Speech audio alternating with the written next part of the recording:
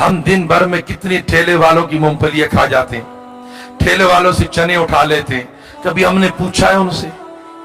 और अगर वो मना कर दे तो हम कितने गुस्से में आते हैं कि यार एक ही दाना तो उठाए, इससे क्या फर्क पड़ता है। अरे नादान, दाना तो तूने उठाया है, लेकिन वो रोड पे खड़ा है, 400 आदमी गुजरता है, एक एक दाना उठाकर देखो तो कितने दाने बनते हैं। कभी आपने गौर किया इस बात पर? कभी आपके दिल में ये बात आई है?